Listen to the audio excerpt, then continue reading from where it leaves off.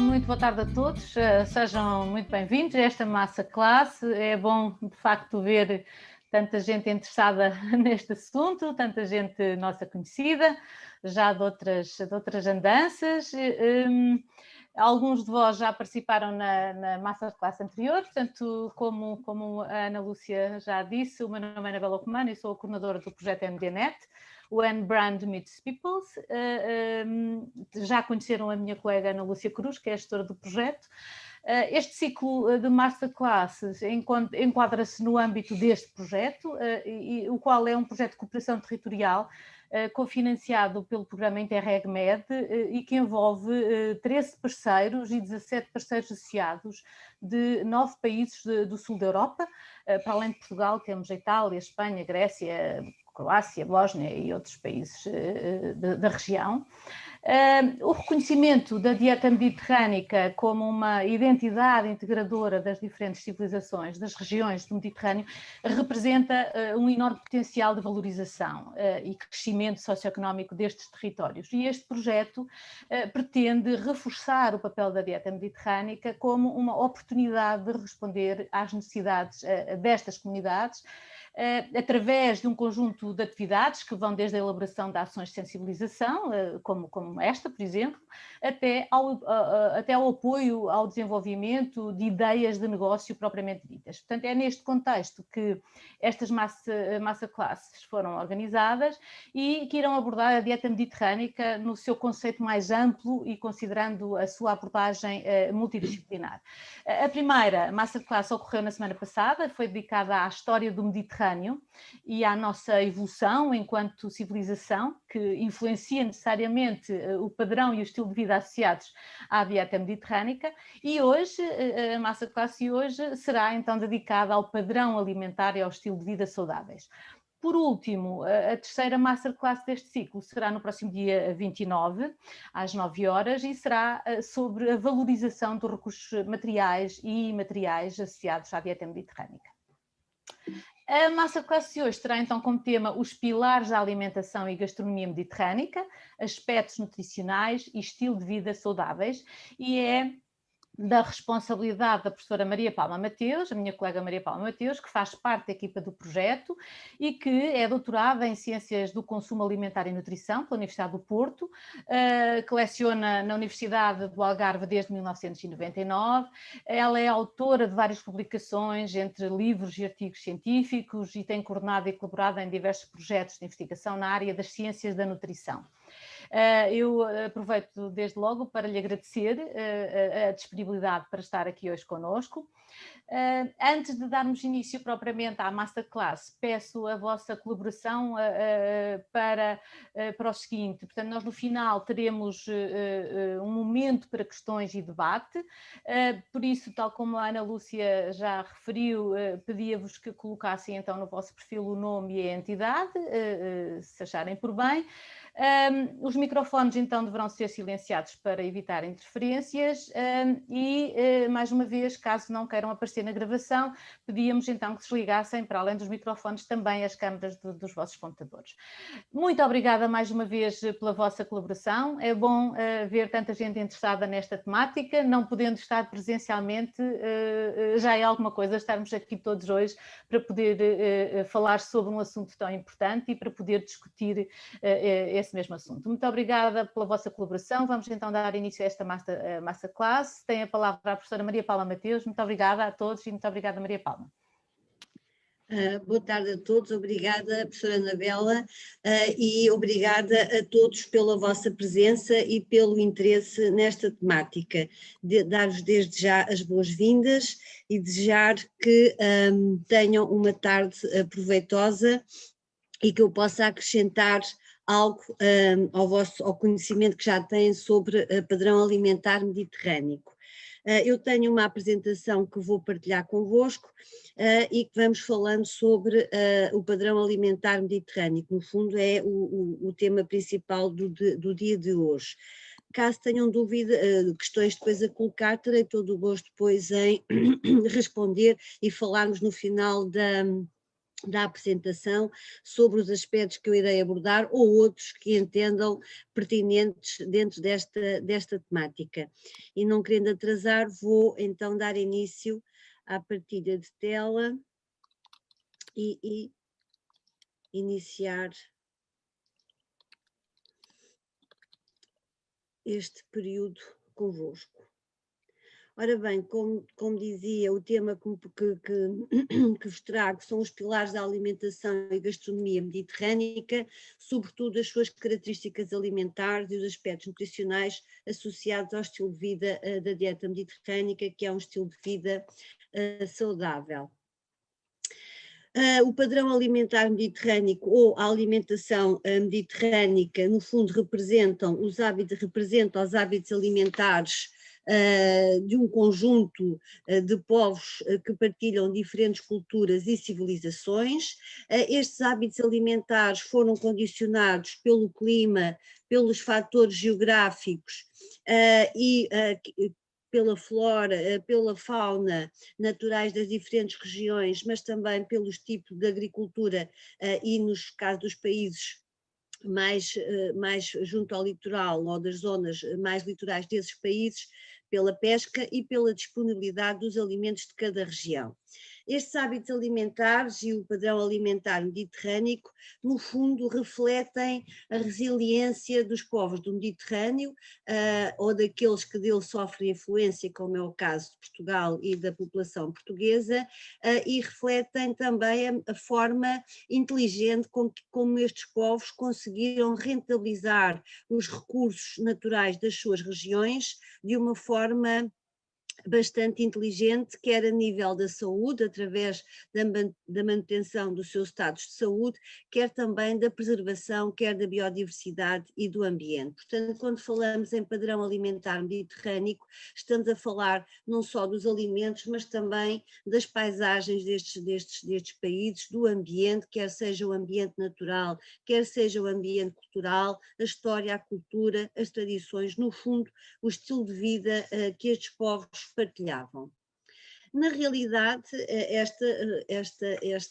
o padrão alimentar mediterrâneo representa então a forma de comer destes povos. Não se pode dizer que haja um único tipo de alimentação mediterrânica ou um único padrão alimentar mediterrâneo, na medida em que estamos a falar de países muito diferentes, com culturas diferentes, muitos até com religiões diferentes, que condicionam também os seus hábitos alimentares, mas sabemos que esta forma de comer, que sabemos também atualmente, e daí o nosso interesse em estudá-la e divulgá-la, promotora de saúde, assenta, no entanto, estes diferentes hábitos alimentares destes diferentes povos, assentam numa matriz alimentar comum, ou seja, num conjunto de alimentos que estão presentes em todos estes países. É o caso da azeitona, da produção do cultivo da oliveira, produção da azeitona e do azeite. Depois também destacar também a presença dos cereais e o consumo de grande variedade de alimentos produzidos a partir dos cereais e a produção, o cultivo da vinha e a produção do vinho. Mesmo nos países que por motivos religiosos não consomem bebidas alcoólicas e neste caso o vinho, mesmo esses países são produtores de vinho e até exportadores de vinho. Ora bem, o conjunto destes três produtos representa a matriz alimentar comum do padrão alimentar mediterrâneo, também conhecido como tríade mediterrânica. E passando diretamente então àquilo que são as características alimentares deste padrão alimentar e dos alimentos que o constituem, começo por destacar aquilo que eu considero ser a principal característica alimentar da alimentação mediterrânica, que é o consumo abundante de produtos frescos,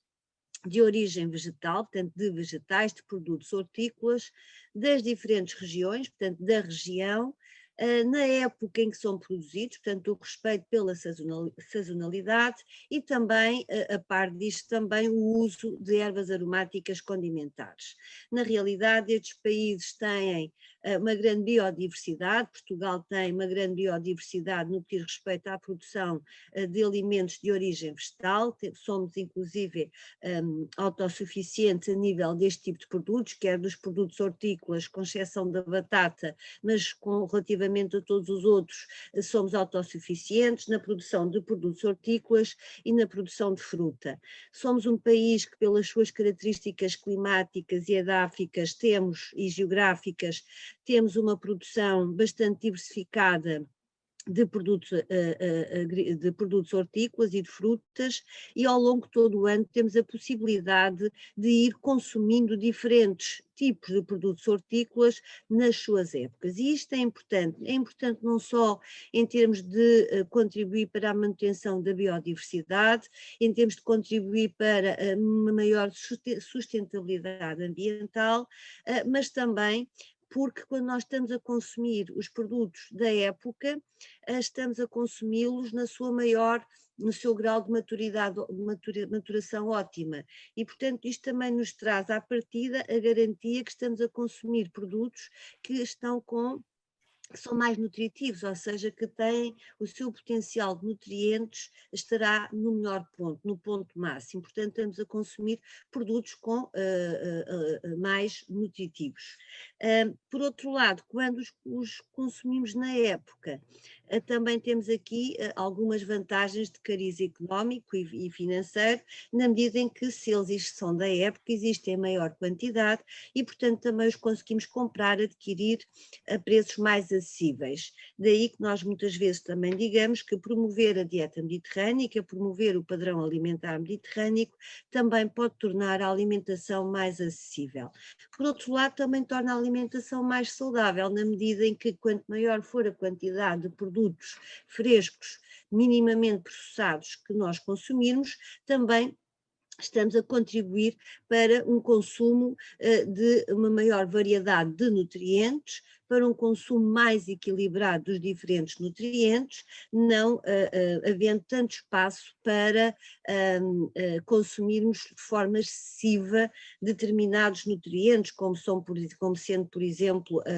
as gorduras ou os açúcares, ou o sódio, que estão tão presentes em muitos alimentos mais processados que fazem parte e que nós encontramos nas prateleiras dos supermercados. Portanto, como eu faço questão sempre de apresentar e de vos trazer, quando falo sobre alimentação mediterrânica, a maior variedade de imagens possível sobre alimentos e mais atrativa, para demonstrar que realmente este é um tipo de alimentação cheio de cor e cheio de riqueza, e que qualquer um destes alimentos fazem parte daquilo que é a produção agrícola portuguesa e que nós vamos encontrando e podemos ir saboreando ao longo do ano. Depois temos o outro grande grupo em termos alimentares, que é o grupo dos cereais, de preferência pouco refinados ou integrais, e das leguminosas frescas e secas. Portanto, como já puderam perceber, este padrão alimentar é um padrão alimentar que assenta sobretudo nos alimentos de origem vegetal. Por um lado, os produtos hortícolas e a fruta, por outro lado, os cereais, o consumo dos cereais e dos produtos obtidos a partir dos cereais e das leguminosas, quer sejam frescas, quer sejam secas. E aqui trago-vos também um conjunto de cereais e de alimentos produzidos a partir dos cereais que fazem também parte das tradições, neste caso as tradições portuguesas. O trigo é um cereal, é um elemento-chave no consumo dos cereais, que em Portugal é bem representado pelo pão. Eu costumo dizer que o português é muito pãozeiro, nós temos o pão como um dos elementos preferidos, e este pão era sobretudo produzido com variedades de trigo regionais, e obtido a partir de fermentações lentas, o que hoje em dia contrasta um bocadinho com o tipo de pão que nós comemos, não querendo ir pelo tipo de trigo, mas, por exemplo, pelo tipo de fermentação. Nós hoje em dia consumimos pão que não passa pelo mesmo, de regra geral, não passa pelo mesmo processo de fermentação e que muitas vezes pode estar associado a alguns mal-estares que muitas pessoas referem a propósito da ingestão de pão e que erradamente, muitas vezes, associam ao teor de glúten presente no pão. Mas temos outros cereais, como a aveia, como a cevada que tradicionalmente e antigamente era mais utilizada, por exemplo, para alimentar os animais, mas que hoje em dia também já é utilizada em muitos produtos na nossa alimentação. Destaco o arroz. Portugal também é um país produtor de arroz, e que é um cereal que também está bem presente nas nossas tradições alimentares. Destaco também a massa, destaco no caso, por exemplo, muitas vezes nós associamos, por exemplo, o milho e as papas de milho, e hoje em dia aqui no Algarve começamos a chamar as papas de xarém, que era um acompanhamento como arroz e que serviam de acompanhamento a muitas refeições e que nós hoje em dia temos vindo a esquecer, mas que fazem parte não só das tradições alimentares, por exemplo, do Algarve, mas também estão presentes, por exemplo, nas tradições alimentares do norte de Portugal, muito presentes também, portanto é transversal a todo o país e que nós temos ido esquecendo um bocadinho. Lembrar as leguminosas, para além das tradicionais, aquelas que nós estamos mais habituados a consumir, como o grão, o feijão, falta-me aqui o feijão, reparei que não pus aqui feijão desta vez, esqueci-me, a fava, a ervilha, mas temos também as lentilhas, que não estão aqui representadas, mas que fazem parte das nossas tradições. Temos também aqui, eu pus aqui duas leguminosas que nós muitas vezes consumimos não da melhor forma, e que é o caso do tremoço, que é uma leguminosa que tem, em termos nutricionais, é bastante interessante em termos nutricionais, e que nós, por via do processo de obtenção do tremoço para consumo humano, muitas vezes vem com um teor elevado de sal, mas que nós podemos eliminar ao demolhar o tremoço antes de o consumir. E o amendoim, que nós também tradicionalmente às vezes gostamos de consumir salgado ou com adição de açúcar, e que podemos consumir também sem nenhum destes dois aditivos, o que o torna também, em termos nutricionais, um alimento bastante interessante. São alimentos com um índice glicémico muito baixo e que podem, portanto, fazer parte de um dia alimentar, por exemplo, integrados nas merendas da manhã ou da tarde, e que era assim que eles tradicionalmente eram consumidos. Depois temos ainda a presença também, embora consumida em menor quantidade, eram alimentos que eram mais guardados para as merendas, para repor a energia ao longo do dia, à medida que ia surgindo a necessidade, o consumo regular de frutos oleaginosos, como é o caso da azeitona, de frutos secos e de frutos secos oleaginosos, como é o caso da noz, da amêndoa, frutos amiláceos, como é o caso da bolota, da castanha, da alfarroba, e frutos secados, como é o caso, por exemplo, aqui dos figos secos, que eu coloquei aqui uma imagem representativa da forma tradicional de secagem dos figos aqui no Algarve, nas nossas acoteias, a apanhar o calor e o sol do verão, para depois termos os figos para consumir no verão. São alimentos que têm, em termos nutricionais, são alimentos que se caracterizam pela abundância em ácidos gordos insaturados, em hidratos de carbono de absorção lenta, com um conteúdo proteico também, muito deles muito interessante, e que são alimentos que eram sobretudo enquadrados nas merendas da manhã, nas merendas da tarde, para ir reforçando a necessidade de fornecer energia ao longo da jornada de trabalho, ao longo do dia. O azeite faz parte da tríada, portanto é a gordura de eleição do padrão alimentar mediterrâneo. Aqui sim há uma utilização quase exclusiva do azeite e do seu uso quer para cozinhar, quer para temperar em cru. Nas regiões, portanto, mais que têm,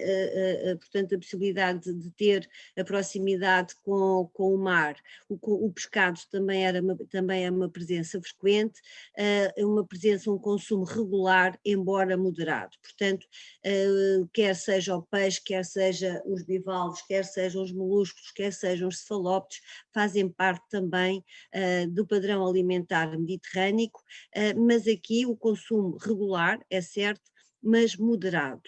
Eu aqui também acabei por colocar aqui também um exemplo de uma forma que nós temos de consumir o pescado, que são as conservas. Hoje em dia nós já temos, sempre tivemos uma indústria conserveira grande, que ao longo dos anos foi diminuindo e que agora começa novamente a mostrar alguma revitalização, e temos já diferentes apresentações de conservas, quer sejam em óleo, quer sejam em azeite, quer sejam ao natural, onde nós podemos utilizá-las, por exemplo, para refeições rápidas. Acabam por ser alternativas mais saudáveis quando comparamos, por exemplo, com refeições pré-confeccionadas, daquelas que nós adquirimos nos congelados no supermercado e que depois colocamos no micro-ondas quando não temos tempo para cozinhar ou paciência para o fazer. As conservas acabam por ser, para essas situações pontuais, alternativas mais saudáveis. Outras características alimentares do padrão alimentar mediterrâneo, para além das que já vos apresentei. Um consumo baixo a moderado de laticínios, essencialmente sob a forma de queijo e iogurte, o que é explicado pelas nossas características climáticas. Estamos a falar de países com uma temperatura elevada, estamos a falar de povos que não tinham frigoríficos para conservar o leite e, portanto, estas foram as formas de manter este alimento por mais tempo e mais acessível por mais tempo. Portanto, são formas de consumo dos laticínios que nós devemos consumir de forma moderada, na medida em que muitas vezes a forma de manufatura do queijo, por exemplo, normalmente pode estar associada a um maior teor em gordura ou um maior teor em sal e, portanto, devem ser consumidos com moderação. Depois o consumo moderado de carnes, sobretudo de carnes brancas e ovos, em detrimento das carnes vermelhas reservadas mais para os dias de festa. Tínhamos, portanto, as carnes vermelhas. Nós temos, por exemplo, nas nossas tradições alimentares, e estou-me a lembrar agora da Páscoa, que foi há pouco tempo, em que muitos de nós temos o hábito de comer na Páscoa o cabrito ou o cordeiro, por exemplo, e tínhamos também a criação do porco, esse sim era e ainda se diz, não é? O porco do porco tudo se aproveita, e era um animal que era criado em família para alimentar a família o ano inteiro, portanto um porco o ano inteiro significa que também era consumido de forma moderada e frugal. Depois temos a presença do vinho, que é um consumo baixo a moderado e de preferência às refeições.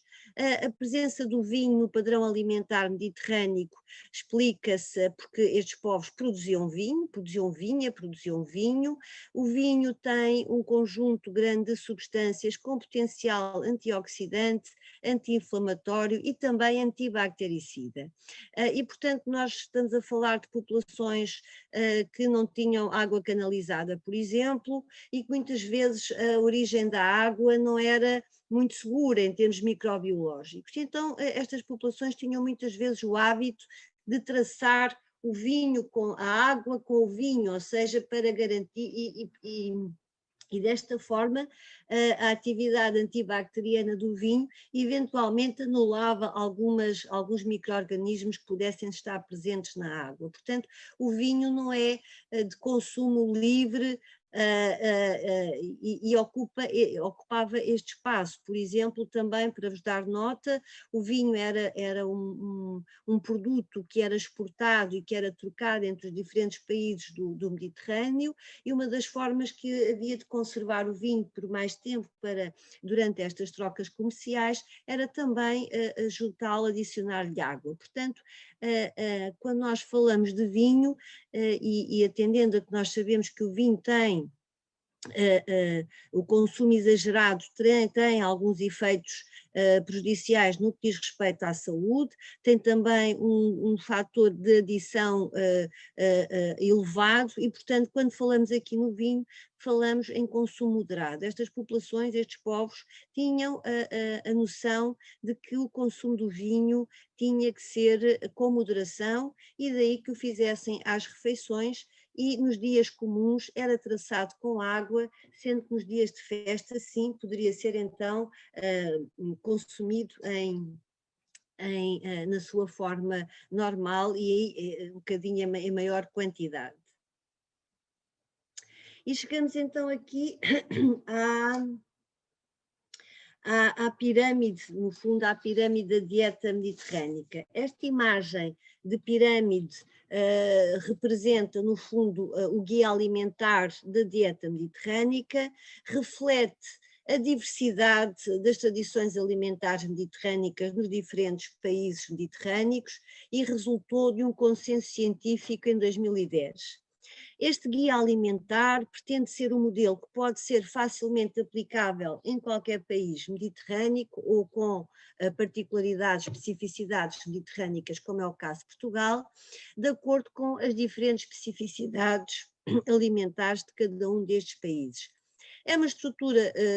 é uma representação de uma estrutura simples, em forma de pirâmide, que apresenta as recomendações do consumo dos diferentes alimentos por porções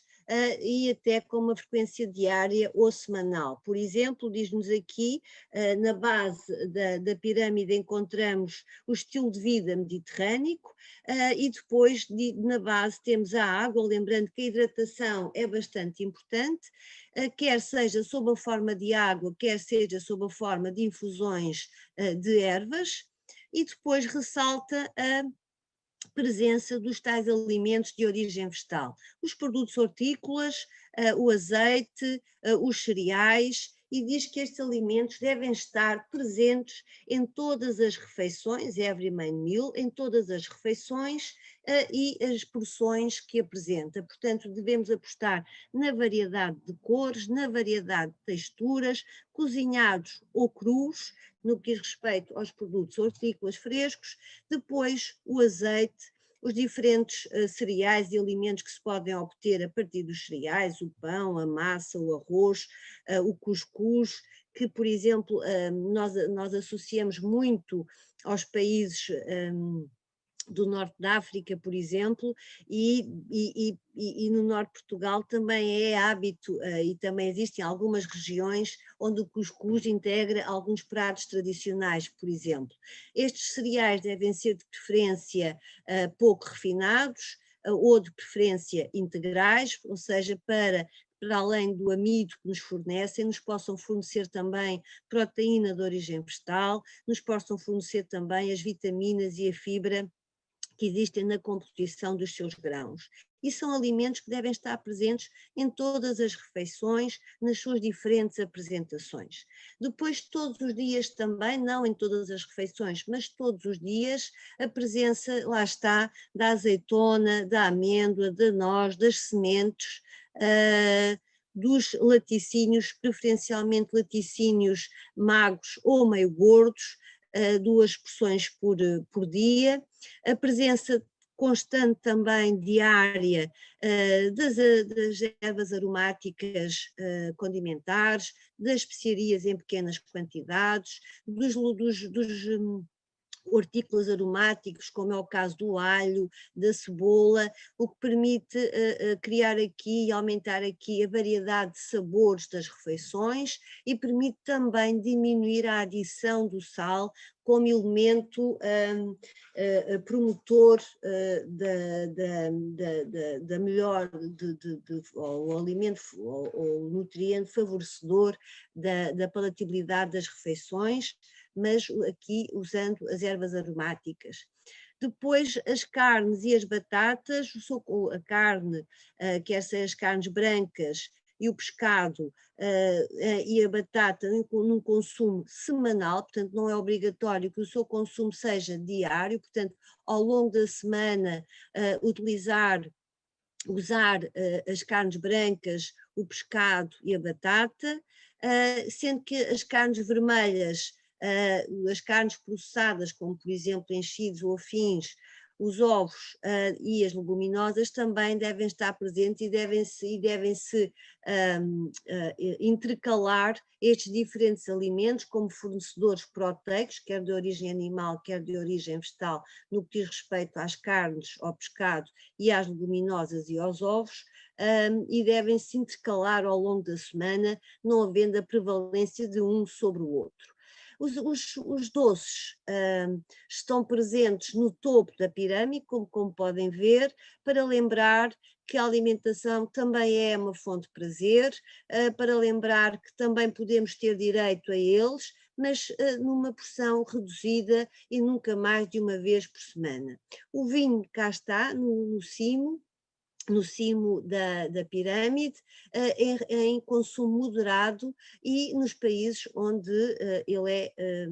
alvo de consumo. Esta pirâmide, como eu vos dizia, no final, na base, apresenta também as indicações daquilo que é o estilo de vida mediterrâneo, um estilo de vida que promove a biodiversidade, promove a sazonalidade, as tradições locais, é amigo do ambiente e promove também as atividades culinárias, ou seja, as tradições culinárias que são, regra geral, também mais saudáveis. Promove ainda também e lembra a necessidade de sermos ativos, de termos um descanso adequado de acordo com aquilo que é a nossa jornada de trabalho, entre aspas, e também lembrar-nos que nós devemos conviver uns com os outros e que as refeições podem e devem ser partilhadas. No fundo, portanto, tem aqui um guia alimentar que de uma forma bastante simples acaba por ilustrar não só o tipo de alimentos que constituem este padrão alimentar, como também o estilo de vida que lhe está associado.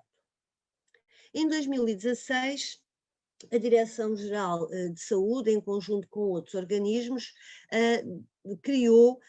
adaptou os princípios da dieta mediterrânica e as suas principais recomendações, criando o Guia Alimentar para a população portuguesa, portanto, adaptando as recomendações da dieta mediterrânica e do padrão alimentar mediterrâneo à população portuguesa, criando então a roda da alimentação mediterrânica, cultura, tradição e equilíbrio. Esta é uma adaptação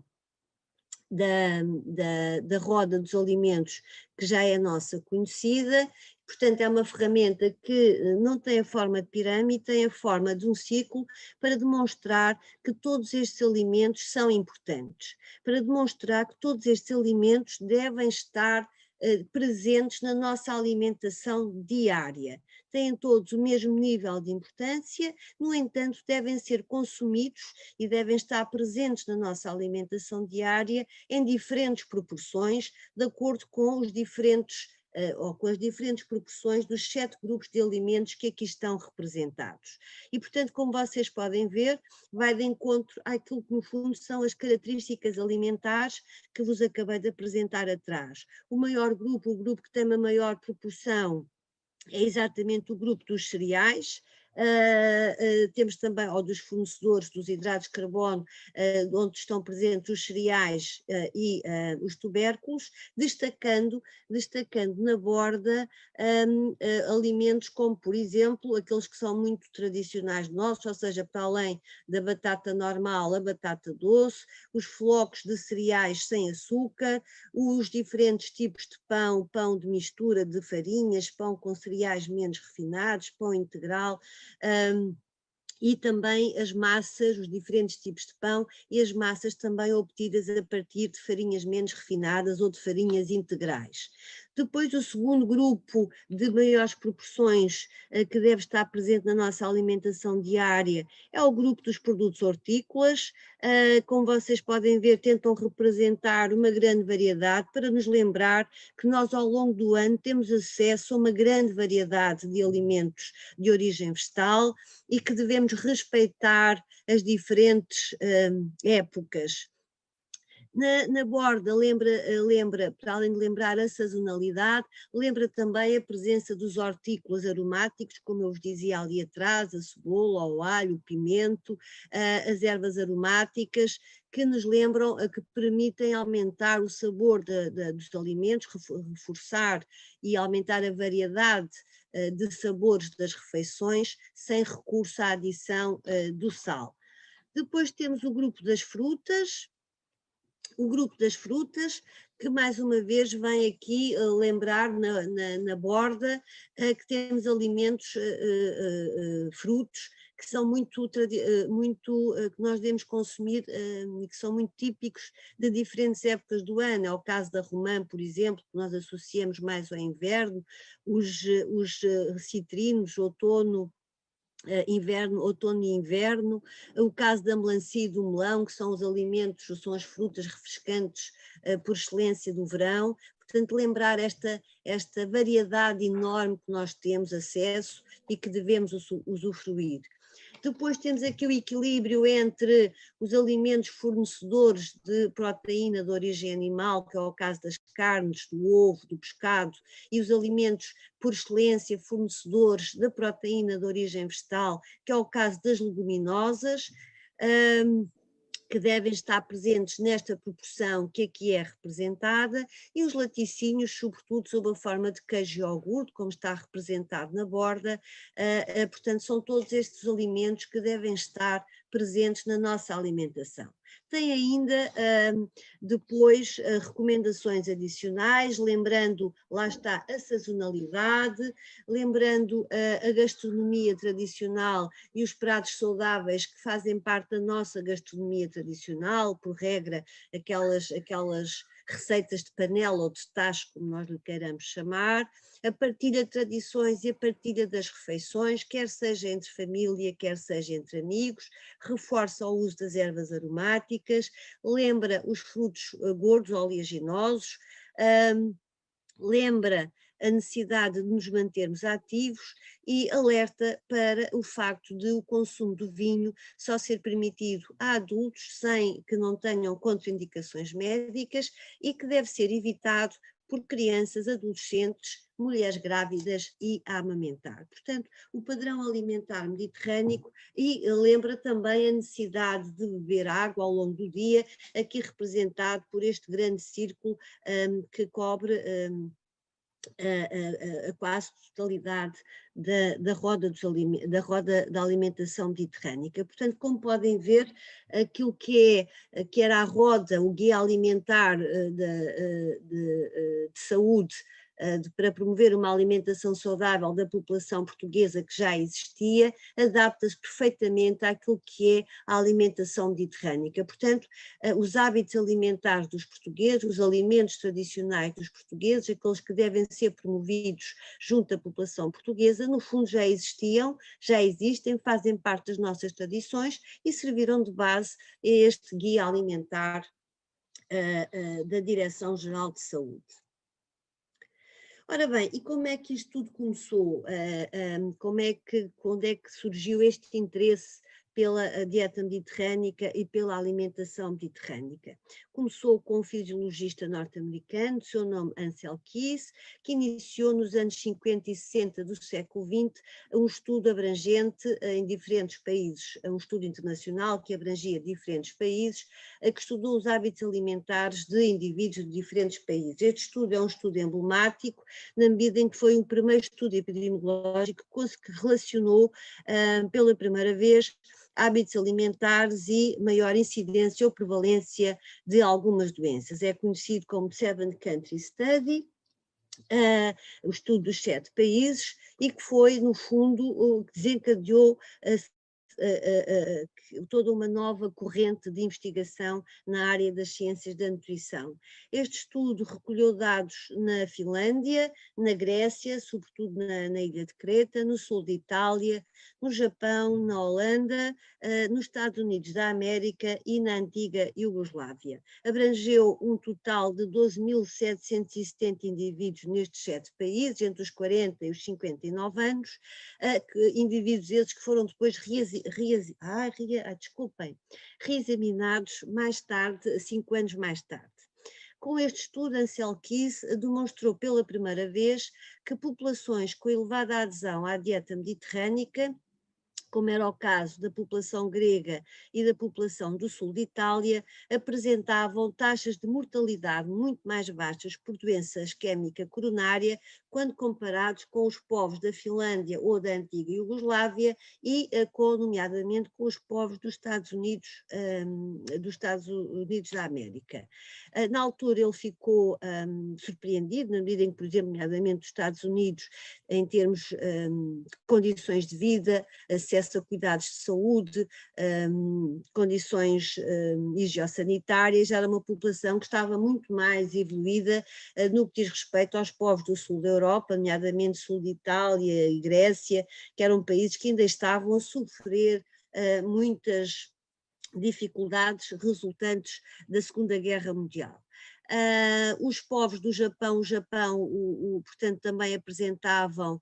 bons rácios no que diz respeito à proteção por doença isquémica coronária e, portanto, tentando perceber o porquê destas diferenças, ele conseguiu concluir pela primeira vez que existia um consumo, existia uma relação entre o consumo de gorduras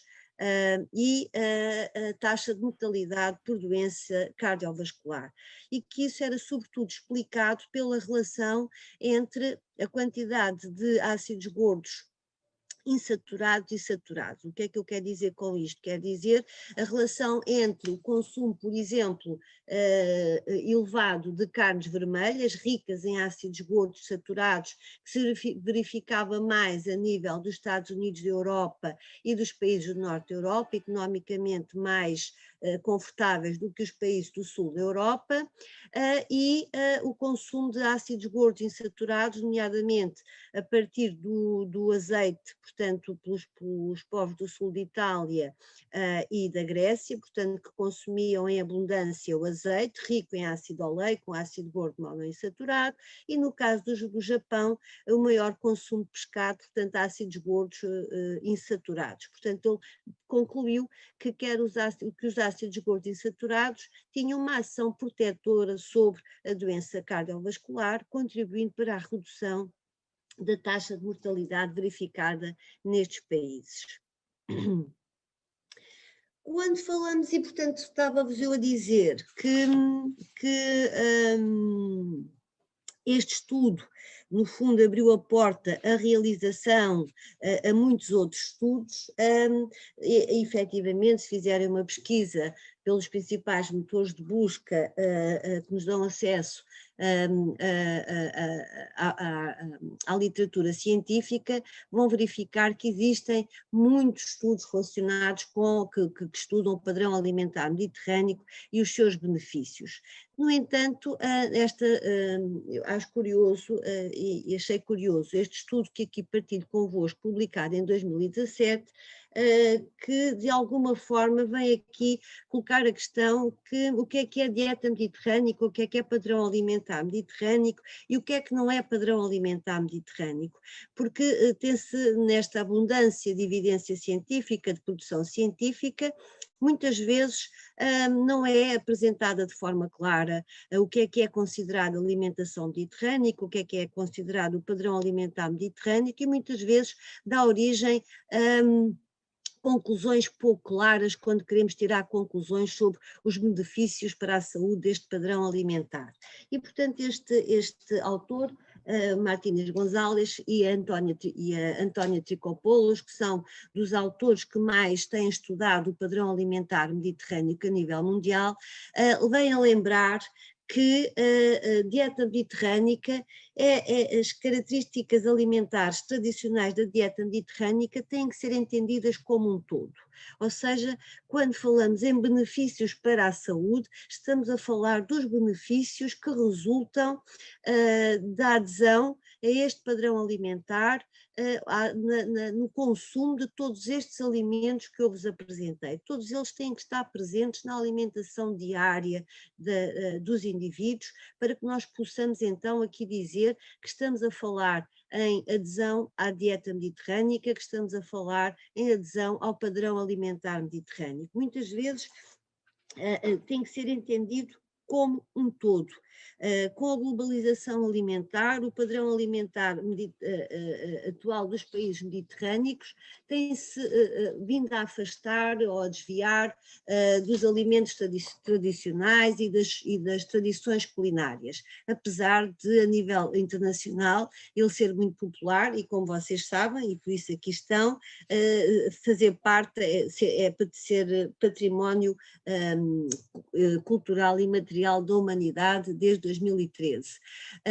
Portanto, no entanto, em algumas revisões sistemáticas sobre dieta mediterrânica, é considerado muitas vezes que desde que 2 elementos ou 2 destas características alimentares das 9 que eu vos apresentei estejam presentes nos hábitos alimentares dos indivíduos, já se pode falar em adesão à dieta mediterrânica. E o que estes autores vêm a lembrar, não, é que nós estamos a falar dos benefícios associados à adesão a um padrão alimentar que é composto por todas estas características e que tem que ser entendido neste sentido e neste âmbito. Associado a estas características, deve então ainda também realçar-se que, para além dos alimentos que vos apresentei atrás, também deve estar, também deve haver um baixo consumo daquilo que são as carnes processadas, as carnes vermelhas, os alimentos muito ricos em açúcar, os alimentos muito ricos em gorduras, que muitas vezes, e nós encontramos isso, eu tenho encontrado isso nos estudos que tenho realizado, em que nós encontramos muitas vezes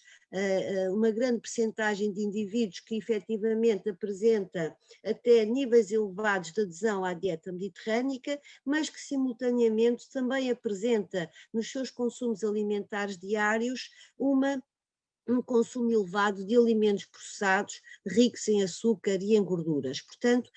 se quisermos, quando queremos falar ou quando queremos apresentar benefícios para a saúde, nomeadamente para a saúde no que diz respeito ao padrão alimentar mediterrâneo, para além das características dos alimentos que o distinguem, também devemos ter presente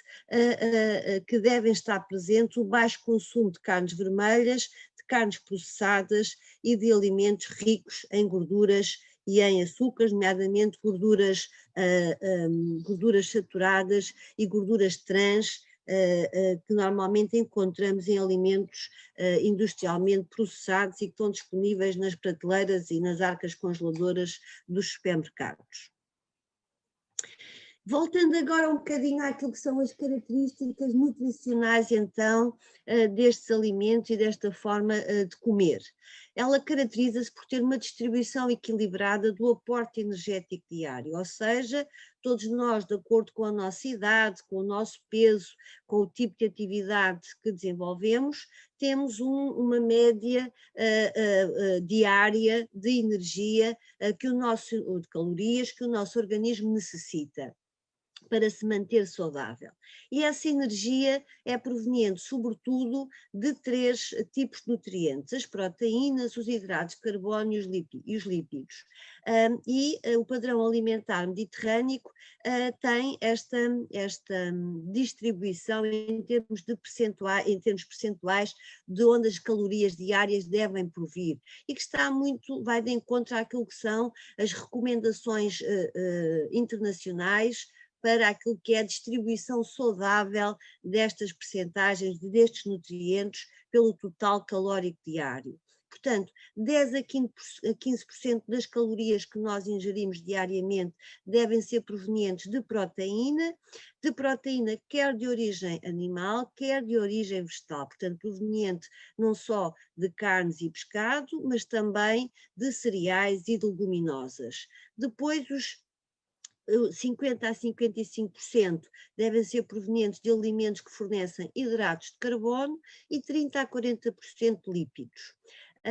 É um padrão que tem efetivamente um teor ou um percentual elevado em lípidos, mas estes lípidos aqui não conta só a quantidade, mas sobretudo a qualidade dos lípidos que são ingeridos, que são sobretudo lípidos insaturados, mono e poliinsaturados. Relativamente à culinária, uma culinária do dia a dia, do cotidiano, é uma culinária simples, é baseada nos cozidos de panela, nos estofados, nas jardineiras, nas caldeiradas, onde nós pomos uma grande quantidade, uma grande variedade de alimentos em pequena quantidade, que permite rentabilizar esses alimentos, permite também aumentar a variedade e a riqueza nutricional daquela refeição, na medida em que temos ali vários alimentos que fornecem diferentes nutrientes em diferentes proporções, maior riqueza de sabor e que são práticos de se fazerem. E depois a distribuição moderada pelas diferentes refeições, ou seja, nada de grandes quantidades, apenas a quantidade suficiente para nos saciarmos, portanto, o QB. Esta simplicidade do dia a dia contrasta com uma culinária mais rica e elaborada, reservada para os dias de festa. Isto justifica, por exemplo, quando nós tentamos encontrar um livro de receitas do Algarve, por exemplo, um livro de receitas de outra zona do país, muitas vezes encontramos pratos mais elaborados, pratos com maior riqueza de carne, por exemplo, quando vamos procurar a doçaria regional, e estou a pensar, por exemplo, na doçaria regional algarvia, muito doce, muito rica em açúcar e em amêndoa, por exemplo, era reservado para os dias de festa. E se nós pensarmos, por exemplo, na nossa doçaria regional, pensarmos, por exemplo, nas miniaturas que todos conhecem, elas tradicionalmente são pequeninas. Porquê? Porque são muito densas, têm muito açúcar e, portanto, as pessoas comiam em pequena quantidade. Hoje em dia nós entramos numa pastelaria e já não são miniaturas, já são uns bolos assim, já com um tamanho simpático. Ora bem, esta distribuição por estes nutrientes do total calórico diário e a culinária simples e em quantidade suficiente distribuída ao longo do dia, permitia então a manutenção do equilíbrio energético diário, ou seja, permitia que as pessoas não ultrapassassem aquilo que são as suas necessidades calóricas diárias. Peço desculpa. Este equilíbrio energético, como eu vos dizia, é obtido sobretudo a partir dos hidratos de carbono complexos, portanto, dos diferentes cereais, das leguminosas e não dos açúcares. Também da proteína de origem vegetal, fornecida também pelas leguminosas e pelos cereais, e da fibra alimentar, que também dá saciedade, entre outras coisas, e, portanto, tudo isto acaba por ser protetor e tem-se vindo a demonstrar que este equilíbrio energético assente nestes três nutrientes pode contribuir para diminuir o risco de desenvolver obesidade, que em si é uma doença crónica, e simultaneamente também fator de risco para o desenvolvimento de outras doenças metabólicas crónicas não transmissíveis, como as doenças cardiovasculares e a diabetes tipo 2. Aliás, apresento-vos aqui uma revisão sistemática já de 2019, publicada em 2019, a propósito de obesidade visceral, obesidade, daquele tipo de obesidade que se acumula mais na zona abdominal, que é aquela que nós sabemos hoje em dia constitui maior fator de risco, por exemplo, para o desenvolvimento de diabetes, e nesta revisão sistemática publicada em 2019, os autores concluem que a dieta mediterrânica, intervenções nutricionais baseadas no padrão alimentar mediterrânica, podem contribuir para diminuir a obesidade a nível visceral, a nível abdominal e também outras doenças relacionadas com este tipo de obesidade, nomeadamente a diabetes, a doença cardiovascular, e, portanto, diminuindo assim problemas a nível de saúde pública, porque como nós hoje em dia sabemos, a nível da saúde pública, nós temos uma prevalência bastante elevada, não só a nível nacional, mas também internacional, de doença cardiovascular, de diabetes. A diabetes, por sua vez, é fator de risco para a doença cardiovascular, é fator de risco para a insuficiência renal crónica, portanto temos aqui, no fundo, quando estamos a prevenir uma situação, estamos a prevenir todo um conjunto de situações que depois têm um peso grande naquilo que é, em termos, que é um peso grande em termos sociais. Outra revisão sistemática, esta publicada em 2016, que também nos conclui que e esta relacionada com a síndrome metabólica. A síndrome metabólica é uma situação patológica que no fundo conjuga aqui várias situações, conjuga a acumulação de gordura visceral, associada à presença de hipertensão arterial, associada a colesterol ou triglicerídeos elevados, associada à resistência à insulina, e nesta meta-análise também é demonstrado que a doença, que é o padrão alimentar mediterrâneo, também contribui para diminuir a incidência da síndrome metabólica e dos problemas que lhe estão associados. Dá um ênfase especial aos alimentos de origem vegetal, que constituem o padrão alimentar mediterrâneo, e ao consumo do azeite. E diz que quanto maior é a adesão ao padrão alimentar mediterrâneo,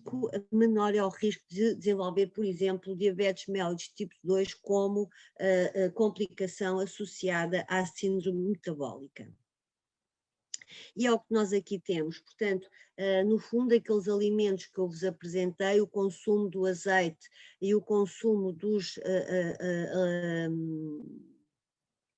frutos oleaginosos e o consumo do pescado, ricos em ácidos gordos poliinsaturados ômega 3, a presença das vitaminas, dos minerais e de substâncias com potencial antioxidante e anti-inflamatório presentes nos produtos hortícolas e na fruta, nomeadamente polifenóis como os flavonoides, os flavanoides, antocianinas e protoantocianinas, entre outras. Estes nutrientes têm sido associados a mais longevidade e qualidade de vida, a proteção da saúde mental, da saúde óssea e ainda na prevenção de alguns tipos de cancro. E é isto que eu vos apresento e que é demonstrado pela literatura científica. Esta é uma revisão, é um artigo de revisão da Antónia Tricopolo, que abrangeu um período de 30 anos, desenvolvido entre as décadas de 60 e 90 do século XX, onde destaca que a adesão à dieta mediterrânica contribui para mais longevidade de vida e qualidade de vida, destacando o papel protetor do ácido oleico e dos compostos antioxidantes e anti-inflamatórios presentes no padrão alimentar mediterrâneo. Aliás, esta é outra artigo de revisão, mais recente, 2016, que abrange outro período mais recente e acaba por chegar à mesma conclusão. Uma maior adesão à dieta mediterrânica é sinónimo de mais longevidade e qualidade de vida, e ressalta também o efeito protetor dos elementos, dos compostos antioxidantes e anti-inflamatórios presentes no padrão alimentar mediterrâneo, ou seja, presentes na abundância do consumo de produtos frescos da região e da época, portanto, o menos processados possível. E que o padrão alimentar deve ser olhado mais uma vez, realça e chama a atenção para isso, que quando falamos em padrão alimentar mediterrâneo, estamos a falar no conjunto de todos estes alimentos, portanto, num todo. e não de um alimento ao outro em particular, e não de um nutriente ao outro em particular. Nós estamos muito na busca do superalimento e do supernutriente,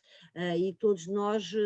diariamente somos confrontados com o alimento X, é muito bom para não sei o quê, o nutriente Y é muito bom, não sei para o quê, e aquilo que a evidência científica tem vindo a demonstrar é que os nutrientes têm o seu efeito máximo na matriz alimentar e no consumo de um conjunto amplo e variado de alimentos. E é isso que o padrão alimentar mediterrâneo tem para nos oferecer, e quando é estudado dessa forma, os benefícios que apresenta são bastante claros. Temos aqui outro artigo de revisão, este de 2017, que mais uma vez demonstra também que quanto maior a adesão ao padrão alimentar mediterrâneo, menor o risco de desenvolver diabetes tipo 2, e realça novamente aqui a importância dos compostos antioxidantes presentes no padrão alimentar mediterrâneo. Outras características nutricionais e benefícios para a saúde têm a ver então com o baixo consumo de carnes, e sobretudo de carnes vermelhas, com o baixo consumo de produtos processados, industrialmente processados, portanto baixo consumo de ácidos gordos saturados e trans, e o baixo consumo de açúcar e de sódio. Quando isto existe, estamos também então a falar de prevenção de doença ou proteção relativamente à doença cardiovascular e cerebrovascular. E a evidência científica também nos continua a trazer achados a esse nível. Neste artigo, neste estudo de 2018, é mais uma vez realçado então o efeito protetor do padrão alimentar mediterrâneo, ou seja, quanto maior a adesão ao padrão alimentar mediterrâneo, maior é a proteção ou menor é a probabilidade de se desenvolver doença arterial, doença coronária. Este é um artigo de 2018, é um estudo de 2019, que demonstra que a adesão à dieta mediterrânica, ou seja, quanto maior a adesão à dieta mediterrânica, maior tem sido associada a mais massa óssea em mulheres na pré-menopausa e a uma redução do risco de fraturas em mulheres já pós-menopausa. E temos aqui, para terminar, esta minha sinopse de literatura científica, mas que eu acho que é importante nós ilustrarmos isto com literatura científica, relativamente no que diz respeito à proteção contra alguns tipos de cancro. Portanto, não estamos a dizer que evita o aparecimento de cancro, mas que tem um papel protetor. A adesão ao padrão alimentar mediterrâneo tem um papel protetor, nomeadamente alguns tipos de cancro, como por exemplo do cólon e da mama, e num outro artigo também de 2019 demonstra mais uma vez que são efetivamente os elementos compostos antioxidantes, anti-inflamatórios, mas também os ácidos gordos, ômega 3 e ácido oleico, que são sobretudo associados a este efeito protetor. Em resumo, uma vez que vos bombardeei aqui com uma série de literatura científica, lembrar o básico, lembrar o essencial, lembrar que a dieta, o padrão alimentar mediterrâneo, assenta numa grande variedade de alimentos, sobretudo de origem vegetal, distribuídos ao longo do dia em pequenas porções, que esses alimentos são frescos, de preferência locais e consumidos na época em que são produzidos. Isto garante-nos o respeito pelo meio ambiente e pela biodiversidade, que estas refeições, estes alimentos são distribuídos ao longo do dia à medida das necessidades, que estas refeições são feitas de forma partilhada com amigos ou em família, que há uma distinção clara entre os dias comuns e os dias de festa. Nós hoje em dia quase que procuramos uma desculpa para beber um copo de vinho fora de horas, para beber uma cerveja fora de horas ou para comer um doce, ou porque o dia nos correu muito bem e, portanto, temos que comemorar, ou porque o dia nos correu muito mal e estamos a precisar. Portanto, há aqui uma distinção clara entre a frugalidade do dia-a-dia e o exagero reservado para os dias de festa, e lembrar que nós devemos ter uma vida ativa, nós temos o nosso corpo, o nosso esqueleto é altamente articulado, nós somos todos feitos de articulações, e essas articulações fazem-se sentir cada vez mais à medida que vamos envelhecendo, só para nos lembrar que temos que nos mexer. Somos articulados e somos feitos para nos mexer e para a vida ativa, e de preferência que esta seja feita ao ar livre, e se isto já era verdade antes da pandemia Covid-19, agora ainda mais verdade temos que ser mais parcimoniosos no convívio, mas podemos desfrutar e continuar a usufruir do ar livre.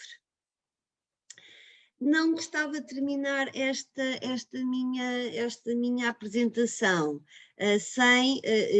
adicionar aqui que, para além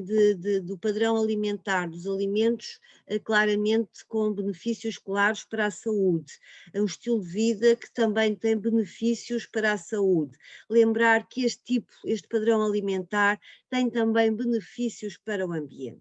Este padrão alimentar está incluído naquilo que é o conceito de dieta sustentável. E o que é uma dieta sustentável? É uma dieta que respeita o ambiente e a biodiversidade dos ecossistemas. Tem um baixo impacto ambiental, na medida em que otimiza quer os recursos naturais, quer humanos, e ao mesmo tempo contribui para a segurança alimentar e nutricional das populações. Ou seja, o que é que isto quer dizer? Quer dizer que contribui para que as pessoas tenham acesso quer à quantidade, quer à qualidade nutricional adequada de alimentos. Só desta forma se pode garantir o estado de saúde das mesmas, tanto no presente, no agora, como nas nossas gerações futuras. Para além disso, deve ser culturalmente aceita, ou seja, deve ir de encontro àquilo que é a nossa cultura e os nossos hábitos tradicionais. Deve ser nutricionalmente adequada, acessível, segura em termos microbiológicos e economicamente justa. Portanto, isto é a definição da FAO, de dieta sustentável, e podem encontrar em vários documentos produzidos pela FAO, nomeadamente eu recomendo vivamente uma leitura muito interessante, Criar um Futuro Alimentar Sustentável, e também